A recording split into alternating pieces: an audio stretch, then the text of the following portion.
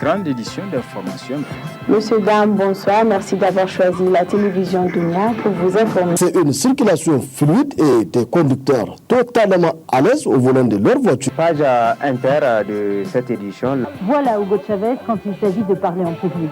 Ces déclarations ont fait le tour du monde. Voilà, ici se referme ce journal.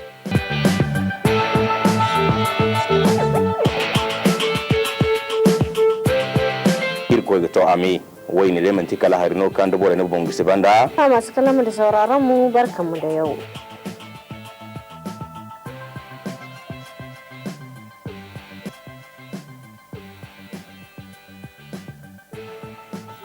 Le Niger, pays sahélien enclavé, caractérisé par un climat tropical sec, subit aujourd'hui plusieurs adversités, notamment celles liées au changement climatique. Ma délégation et moi-même, nous sommes habillés par nos tisserands, nos paysans. Il n'y a pas un seul fil qui vienne de l'Europe ou de l'Amérique. Je ne fais pas un défilé de mode, mais je voudrais simplement dire que nous devons accepter de vivre africain. C'est la seule façon de vivre libre et de vivre digne. On n'a pas pu avoir un attaquant qui peut nous marquer. Et ça, c'est vraiment le sempiternel problème de l'équipe A et de l'équipe A'. Le Nigérien connaîtra cette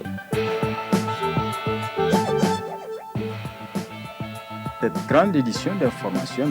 Monsieur, dame, bonsoir. Merci d'avoir choisi la télévision Dunia pour vous informer. C'est une circulation fluide et des conducteurs totalement à l'aise au volant de leur voiture. Page inter de cette édition. Voilà Hugo Chavez quand il s'agit de parler en public. Ces déclarations ont fait le tour du monde. Voilà, ici se referme ce journal.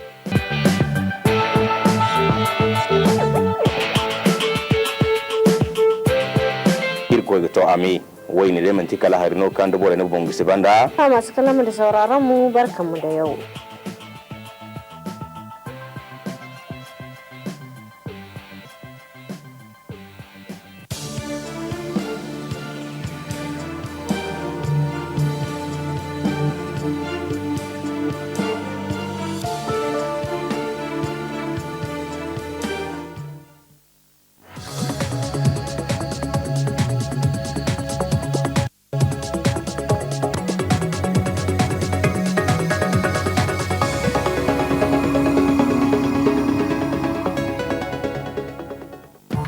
Les partis politiques membres de l'Alliance pour la réconciliation, la démocratie et la République ont rendu public ce matin une déclaration. Dans celle-ci, l'opposition politique a notamment condamné les récentes attaques terroristes perpétrées le 30 octobre dernier à Oualam. Les échos dès le début de ce journal. Le ministre de l'Équipement a entrepris hier une visite d'inspection sur les chantiers de construction de la voie ferrée et de la voirie de la commune urbaine de Dosso. Les précisions dans un instant. Et puis au Burkina Faso, le lieutenant-colonel Isaac Zida, désigné par l'armée pour conduire la transition après la démission du président Blaise Compaoré, une désignation qui met ainsi fin à la confusion qui régnait dans le pays depuis hier.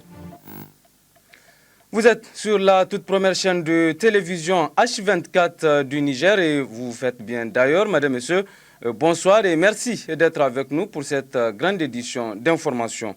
Le corps de 9 éléments des forces de défense et de sécurité tués à la suite du triple attentat du mercredi dernier à Oualam ont été inhumés ce matin au cimetière musulman de Yantala.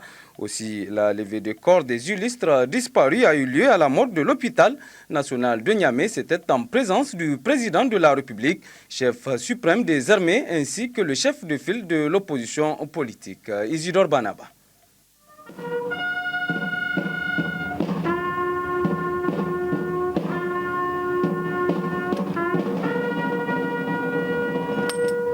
Les visages fermés, le regard perdu, toute la nation entière s'incline devant les dépouilles des 9 soldats tués mercredi dernier dans la région de Tillabéri par des éléments terroristes. 9 forces de défense et de sécurité composées de 5 policiers, 2 gendarmes et 2 gardes nationaux. Vous avez trouvé la mort au cours des attaques simultanées à la maison d'arrêt de Oualam, camp des réfugiés maliens de Mangaïsé et la patrouille régionale de Tillabéri, perpétrés par des éléments terroristes. vous êtes les victimes d'actes d'une violence inouïe, intolérable et inacceptable. Je voudrais vous dire ici, au nom du président de la République, chef de l'État, son Excellence M. Issoufou Mahamadou, que votre tragique disparition afflige profondément le peuple nigérien. Vous êtes tombé au champ d'honneur. Vous avez fait preuve de dévouement à la patrie, de courage et de générosité caractéristiques de votre métier. Incontestablement, la République du Niger et son peuple retiendront que vous les avez servis avec abnégation, courage, humanisme et professionnalisme, qualité exceptionnelle que vos frères d'armes vous ont toujours reconnue. À la mort comme au cimetière, la tristesse s'exprime. Les forces du mal ont une fois de plus endeuillé le Niger tout entier. Mais cela n'enlève en rien la volonté et la détermination de l'État de continuer la lutte pour préserver la paix et la sécurité. Aujourd'hui, l'heure est au recueillement et à l'émotion, certes, mais permettez-moi, au nom du peuple nigérien tout entier, de réaffirmer à l'ensemble des forces de défense et de sécurité notre indéfectible soutien à leur combat pour la paix, la sécurité, la sauvegarde de la démocratie et la protection du territoire national. Avec l'élan qui a été le vôtre, vous êtes des martyrs de la paix et de la sécurité.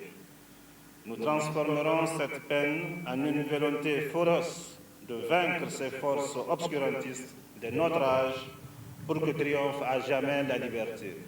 Depuis l'engagement du Niger dans la lutte contre le terrorisme, les forces de défense et de sécurité ont été prises pour cible par des terroristes. Le Niger paie ainsi un lourd tribut pour son engagement. Et puis l'opposition politique regroupée au sein de l'Alliance pour la réconciliation, la démocratie et la République ARDR a publié ce matin une déclaration de presse. C'était au siège du parti CDS Rahama. Dans celle-ci, la RDR dit condamner les attaques terroristes perpétrées le 30 octobre dernier à la maison d'arrêt de Walam, les camps de réfugiés maliens de Mangaïsé et la patrouille régionale de Tillabéri. Je propose donc un extrait de la dite déclaration lue par le président Maman Ousmane.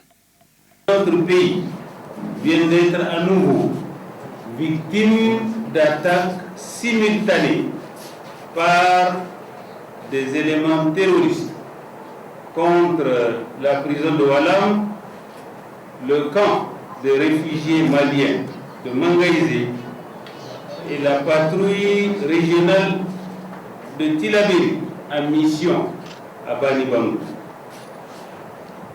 11 de nos compatriotes, dont 9 membres des forces de défense et de sécurité, sont tombés sur le champ d'honneur en mission commandée, suite à ces attaques ignobles et barbares. De même, 3 membres des forces de défense et de sécurité ont été portés disparus et 5 blessés. En cette douloureuse circonstance, je voudrais transmettre à mon nom propre et au nom de l'ensemble des partis membres de l'opposition politique nos condoléances les plus attristées au président de la République, chef suprême des armées, à la gendarmerie nationale, à la garde nationale, à la police nationale, aux familles des victimes et à l'ensemble du peuple nigérien. Aux blessés, nous souhaitons un prompt rétablissement. Quant aux disparus, nous demandons au gouvernement de déployer tous les moyens pour les retrouver sains et saufs. La RDR exige également du gouvernement une enquête pour déterminer les conditions dans lesquelles se sont déroulés ces douloureux événements. Cette déclaration de l'Alliance pour la réconciliation, la démocratie et la République ARDR a justement suscité un commentaire de la rédaction du groupe Dunia que je vous invite à suivre. Dans une sans retenue, l'opposition interpelle les autorités de la 7e République dans leur gestion du pouvoir. Pendant plus de 45 minutes, l'opposition a tenté de montrer, sans y parvenir, qu'il y a crise politique au Niger. Elle a abordé presque tous les aspects de la bonne gouvernance, mais elle a parlé des frictions au sein de l'hémicycle, frictions qu'elle qualifie comme une paralysie du Parlement.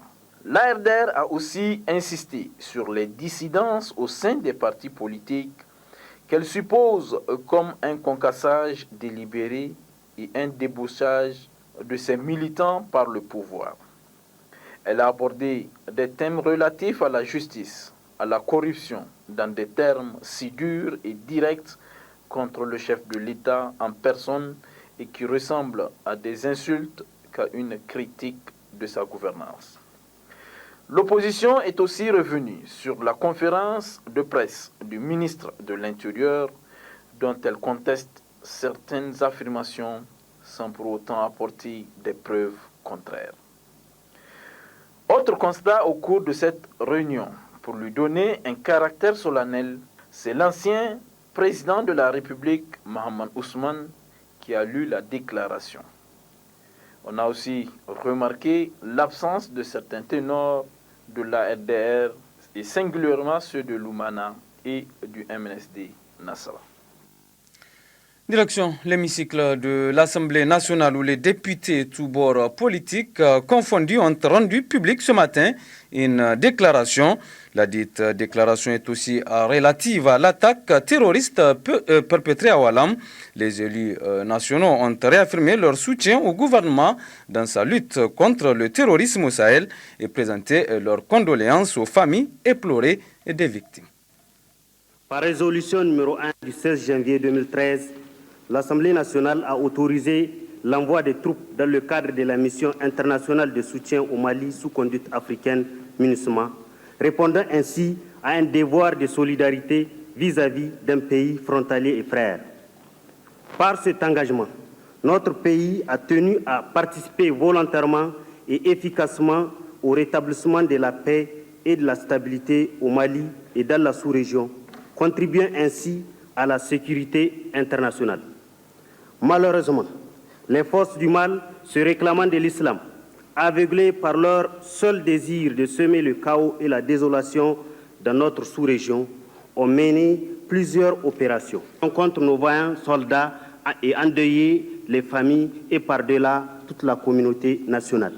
Ainsi, le 23 mai 2013, un double attentat à Agadez et à Arlit s'est soldé par 25 morts dans les rangs des forces de défense et de sécurité. Le 1er juin 2013, une attaque terroriste à la maison d'arrêt de Niamey a causé la mort de 2 gardes nationaux.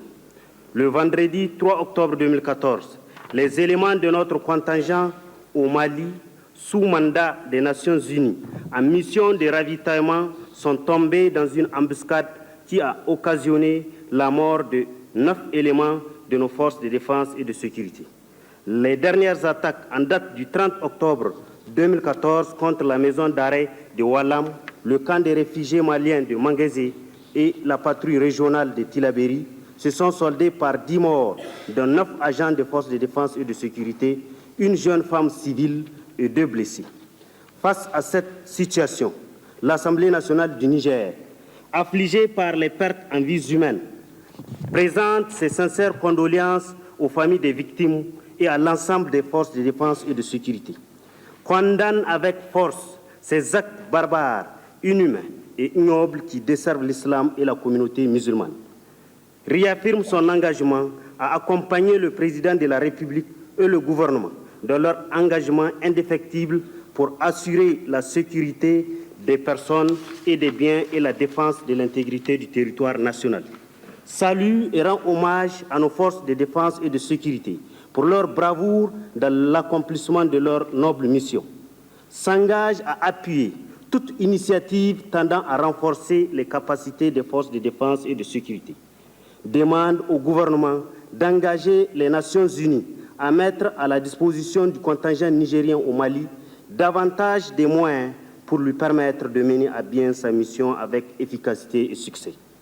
Lance un appel pressant aux populations nigériennes pour qu'elles redoublent de vigilance et collaborent avec les forces de défense et de sécurité afin de mieux prévenir tout événement susceptible de troubler la paix et la sécurité dans notre pays. Ce journal, la coordination des jeunes entrepreneurs pour la renaissance d'Agadez, en abrégé CREJ, a rendu publique une déclaration de soutien aux actions des autorités de la 7e République. Tout de suite, la teneur de cette déclaration avec Bachir Ahmed Haïdo, il est coordinateur du CREJ. Les multiples efforts et initiatives de développement réalisés en cours de réalisation par les autorités de la 7e République, au premier rang desquels son Excellence El Hajj Mohamed Issoufou, président de la République, chef de l'État. Considérant la volonté du gouvernement de la 7e République de faire du Niger un état de paix, de fraternité et surtout de sécurité. Considérant les innombrables promesses tenues avec l'honneur par son Excellence El Hajj Mohamed Issoufou, président de la République, chef de l'État, considérant l'appel à la jeunesse de son Excellence El Hajj Mohamed Issoufou, président de la République, chef de l'État, de venir travailler pour le développement du pays. Vu la place accordée à la jeunesse dans les programmes de la Renaissance du Niger, vu l'importance de l'initiative 3N dans le cadre de la sécurité alimentaire et la création d'emplois aux jeunes, vu l'intérêt particulier des autorités de la 7e République pour la promotion de l'entrepreneuriat jeune, nous, jeunes entrepreneurs, réunis en ce jour, et résolu à participer de manière positive et constructive au développement de notre pays. Faisons la déclaration de la teneur suite. 1. Condamnant le comportement irresponsable et immature de certains hommes qui non seulement ne veulent pas participer au développement du pays, mais aussi essayer d'influencer ceux qui sont animés de bonne volonté. 2. Rejetons toute idéologie tendant à attiser la haine, les troubles publics qui porteront fortement atteinte à la stabilité des institutions républicaines. 3. Demandons aux autorités de la 7e République de prendre en compte les souffrances des populations d'Agadez s'agissant de la RTA et aussi de créer des conditions financières et sociales adéquates au travail et sous-traitance du Mouraren SA. 4. Apportons notre soutien indéfectible et sans réserve à son Excellence El Hajj Mohamed Issoufou, président de la République, chef de l'État, et son Premier ministre Brigitte Raffini pour le programme de la Renaissance du Niger. 5. Réaffirmons notre adhésion aux idées du président de la République et son gouvernement s'agissant du développement positif et constructif de notre pays. 6. Nous nous engageons à œuvrer pour le bien-être du peuple nigérien et surtout à la promotion du civisme participatif et objectif. 7. Déclarons à son Excellence El Hajj Mohamed Issoufou, président de la République, chef de l'État, notre entière disponibilité dans toutes ces actions de développement du Niger. 8. Félicitons le président de la République pour son leadership incontournable et objectif tant en Afrique que dans le monde entier. 9. Saluons le courage de tous les Nigériens qui chaque jour ne ménagent aucun effort pour accompagner le gouvernement de la 7e République dans les programmes de la Renaissance du Niger et la réalisation de l'initiative 3N. Vive la jeunesse du Niger, vive le Niger, la Renaissance c'est ensemble et maintenant. Je vous remercie. Activité des partis politiques à présent à Maradi, le parti nigérien pour la démocratie et le socialisme, le PNDS Tareya, dresse le bilan de ses récentes activités politiques au titre de la dite région. Un bilan réalisé par Dr Abdou Harouna, il est membre du comité exécutif national du parti PNDS Tareya. Le parti a organisé la réunion de sa deuxième instance de décision qui est le comité central. Au cours de ce comité central, il y a un certain nombre de résolutions qui ont été prises. Et donc, au niveau du Sénat, nous avions décidé de faire des délégations dans toutes les régions du Niger en général et celle de Maradi en particulier pour venir expliquer à nos militants ces recommandations, ces résolutions. Il y a 3 points essentiels. Il y a beaucoup de choses qu'on a discutées, mais il y a 3 points essentiels qu'on est venu pour mettre nos militants au parfum des choses.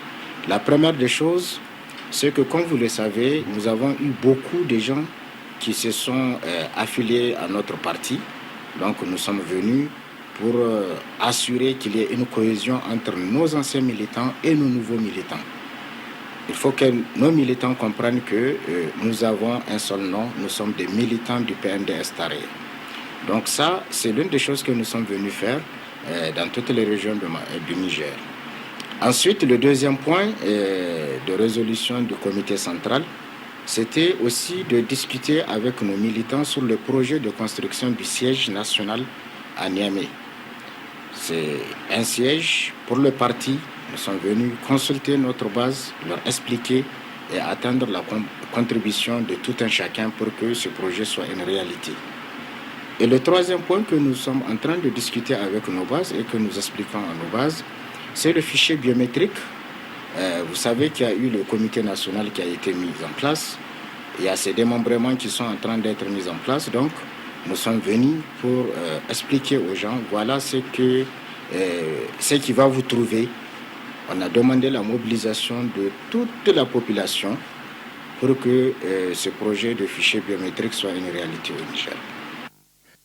Autre fait de l'actualité nationale, le ministre de l'Équipement a effectué hier une visite d'inspection sur les chantiers de construction de la voie ferrée et de la voirie de la commune urbaine de Dosso. Il s'agit pour le ministre Ibrahim Nomaou de faire le point des travaux sur ces différents chantiers. Aoussi Abdraman. Accompagné par les membres du comité infrastructure chargé de la fête du 18 décembre, le ministre de l'Équipement a entrepris une visite d'inspection qu'il a d'abord conduite sur le tronçon du chantier de la voie ferrée qui doit relier Dosso à Niamey. Puis il s'est rendu sur les chantiers de la voirie de la commune urbaine de Dosso, notamment de la boucle Hawa Pompodo au rond-point de l'arène des luttes en passant par la voie menant à l'hôtel Zigui. La délégation ministérielle s'est ensuite rendue sur la route menant du rond-point de l'arène des luttes à celle du quartier Botogo-Goussou, puis à la tribune officielle. Sur tous ces chantiers, les directeurs techniques, notamment le directeur régional de l'équipement de la région de Dosso, ont fourni d'amples explications au ministre sur la réalisation des infrastructures routières dans la cité des Hermakoy.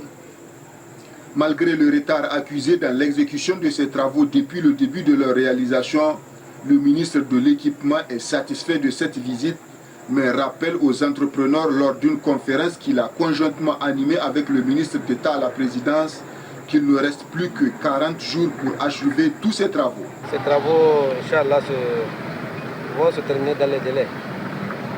Par rapport donc à ce volet, donc on n'a pas beaucoup d'inquiétude par rapport à ce qui est en train de se passer. Mais par contre, par rapport au deuxième volet, le chemin de fer, il faut dire que beaucoup reste à faire.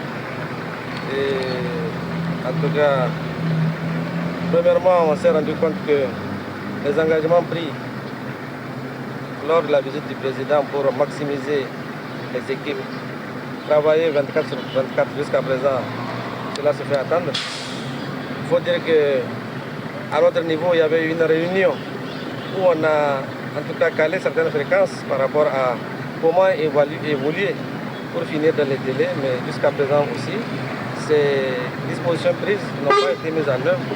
C'est-à-dire que l'un dans l'autre, il serait pratiquement difficile de tenir dans ces délais. Ça, il faut le dire dès maintenant, parce que je pense qu'au vu de la tâche que nous avons vue et au vu de nos changements, de ce que sont en train de faire jusqu'ici, je ne peux pas en tout cas affirmer que ces travaux vont se terminer dans les délais. Ce n'est pas un engagement du président tout d'abord, c'est un engagement de Bolloré et que le président a rendu public à la population. Donc il ne faut pas que les gens nous prennent la tête comme si c'est la fin du monde, si les trains ne viennent pas le 18 décembre à Dosso. L'un dans l'autre, nous savons que ces travaux-là vont venir à Dosso. Nous savons que les travaux vont continuer jusqu'à Gaïa et rejoindre Cotonou. C'est ça notre fierté. À cœur vaillant, rien d'impossible a-t-on coutume de dire. En dépit de l'ampleur des travaux à réaliser dans un temps record, l'essentiel des chantiers de la voirie à la date du 31 octobre a été exécuté. Des infrastructures routières qui font déjà la joie des usagers et de toute la population de Dosso. Niamey, début ce matin à l'Institut international de management IIM des soutenances de fin de cycle pour l'obtention des masters. La dite cérémonie s'est déroulée en présence de plusieurs invités et des parents des récipiendaires. L'apport du suivi, évaluation dans la gestion des risques d'un projet de développement, cas du programme de renforcement de la famille et prévention d'abandon du SOS Village d'enfants de l'arrondissement communal Niamey 1, c'est le thème présenté et défendu par l'étudiant Mourima Teye pour l'obtention du master en gestion des projets. Après une brillante présentation du candidat, le jury a procédé aux critiques du document et a posé d'amples questions pour plus d'éclaircissement. À l'issue de ces étapes, vient le moment solennel où le jury doit délibérer et attribuer une note à l'étudiant. Après délibération, le jury lui a attribué 14 sur 20. Contenant à peine son émotion, le récipiendaire s'est dit très satisfait et n'a pas manqué d'évoquer quelques difficultés rencontrées. Je suis fier de la note qu'on m'avait accordée. Bien qu'il y ait dans un travail de recherche, ça ne manque pas de lacunes, des erreurs et des fautes. Mais ça nous stimule à pouvoir corriger nos erreurs à partir donc de ces observations. Et maintenant, pour la prochaine étape, parce que nous aurons l'ambition de continuer certainement, de défendre, de prendre en compte et maintenant de corriger nous-mêmes nos lacunes. Et c'est ça justement notre impression et que le fait, avec toutes les difficultés que j'avais traversées et venir soutenir un document de master, c'est un grand honneur. Nous traversons beaucoup de déserts. Souvent, nous sommes confrontés à un problème d'information. Nous sommes confrontés à un problème de moyens, que ce soit logistique, à un problème de moyens, que ce soit financier, et à un problème de moyens, que ce soit technique et construit. Donc, par rapport à tous ces aspects, je crois que ce n'est pas une chose facile. Mais cela n'empêche que les gens prennent leur courage en main et affrontent leur avenir. Parce que c'est à travers la recherche que tout le monde peut réussir. Tout le monde arrive maintenant à contrôler son avenir, à pouvoir s'insérer dans la société, à montrer qu'il a apporté une contribution, non seulement à sa société, et même à la communauté scientifique. Voilà ce que j'ai à dire à mes autres collègues qui pourront reprendre le chemin. Et ceux qui ont fini, je crois que je les encourage à ne pas baisser les bras. Les membres du jury, soutenant le contexte de ces soutenances, ont félicité le candidat pour la pertinence du thème de son sujet, malgré quelques manquements constatés. Le candidat a présenté donc son sujet qui était intéressant sur l'apport du suivi et évaluation dans le cadre de la gestion des projets. Il s'est bien défendu en dehors de quelques critiques liées notamment à la forme, au fond et aussi à la démarche de manière générale. Il a pu s'en sortir quand même avec une mention bien, avec la note de 14 sur 20. Ces soutenances à l'Institut international de management IIM se poursuivront tout au long de la journée du 1er novembre. Une journée à l'issue de laquelle 4 étudiants présenteront et défendront leur mémoire de fin de cycle pour l'obtention du diplôme de master. Cérémonie de remise de diplôme à l'Institut pratique de santé publique IPSP de Niamey. Retrouvons pour le temps fort les précisions de Alimatou Abdou.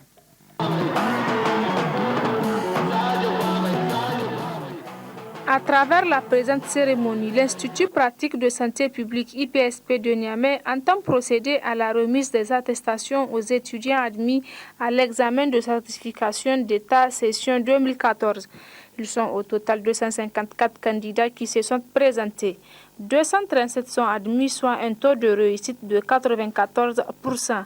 L'IPSP, première école privée de santé au Niger, s'en sort ainsi donc avec la 3e plus grande mention au niveau national.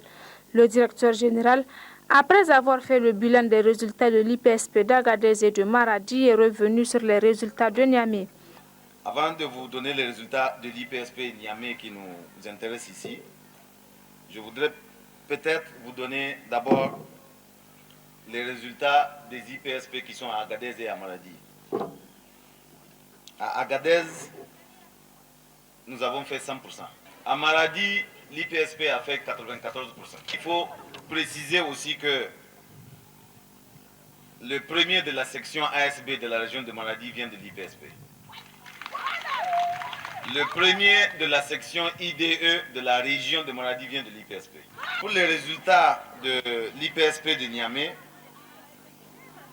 nous avons présenté 4 sections, c'est-à-dire la section ASB, IDE, sage-femme et laboratoire.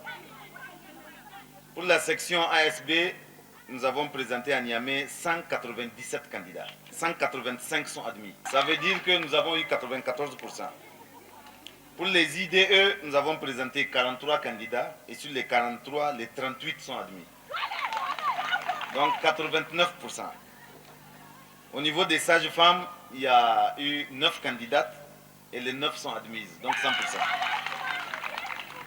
Pour le laboratoire, il y a eu 5 candidats et les 5 aussi sont admis. Ce qui fait un total de 254 candidats pour l'IPSP de Niamey et 237 admis. Donc un total de 94% d'admis. Vient ainsi la remise des attestations. Un moment saisi pour récompenser également les 4 premiers étudiants les plus méritants de chaque section, à savoir la section agent de santé de base, infirmier diplômé d'État, sage-femme diplômée d'État et la section laboratoire, le tout agrémenté par une prestation de serment. Devant Dieu et en présence de cette assemblée, à mener une vie intègre et à remplir fidèlement les devoirs de ma profession. Je le jure. Je le jure. Les récipiendaires ne cachent pas leur satisfaction. Aujourd'hui, je ne sais pas comment vous dire ça, mais vraiment aujourd'hui, je suis vraiment content et surtout on remercie les DG et nos parents qui nous ont aidés. Je suis très contente. Je suis très contente et très heureuse. Je ne sais même pas comment vous exprimer ma joie. Vraiment, les enseignants, ils sont bien, oui, ils sont compétents. On les remercie quand même parce qu'ils ont beaucoup fait pour nous. À travers ces résultats, l'IPSP confirme ainsi son slogan « Nous ne nous contentons pas d'être bons, mais d'être les meilleurs ». Le nouvel homme fort du Burkina Faso, le lieutenant-colonel Isaac Zida, a été désigné par l'armée pour mener la transition, la période donc, de transition après la démission hier du président Blaise Compaoré. Cela met donc fin à la confusion qui régnait depuis hier dans le pays. Le général Honoré Traoré avait lui aussi annoncé un temps assurer l'intérim. Regardez. Des heures de confusion à la tête de l'État, l'armée a tranché. Elle apporte son soutien au lieutenant-colonel Zida, qui s'était proclamé chef de la transition vendredi soir. Le lieutenant-colonel Zida Isaac a été retenu à l'unanimité pour conduire la période de transition ouverte après le départ du pouvoir du président Blaise Compaoré. Cette période de transition, dont la forme et la durée seront déterminées ultérieurement, de concert avec toutes les composantes de la vie nationale. Avant lui, un autre haut gradé avait revendiqué le pouvoir, le chef d'état-major des armées, Honoré Traoré. Lui aussi soutient désormais le colonel Zida. L'armée burkinabé affiche donc son unité, reste à rassurer une partie de la jeunesse, inquiète de voir sa révolte confisquée par les militaires. Le nouvel homme fort du Burkina Faso leur lance un appel. À la jeunesse du Burkina Faso, qui a payé un lourd tribut pour le changement, je veux la rassurer que ses aspirations au changement démocratique ne seront ni trahies ni déçues. Première mesure annoncée, la réouverture des frontières et l'instauration d'un couvre-feu. Quant au président déchu Blaise Compaoré, il se trouve en lieu sûr. Il a trouvé refuge avec sa famille à Yamoussoukro, en Côte d'Ivoire. Voilà, sur cette note d'information, en provenance du pays des hommes intègres le Burkina Faso que se referme ce journal. Merci à vous de l'avoir suivi. Je vous souhaite de passer d'agréables moments en compagnie des programmes de l'H24. Au revoir.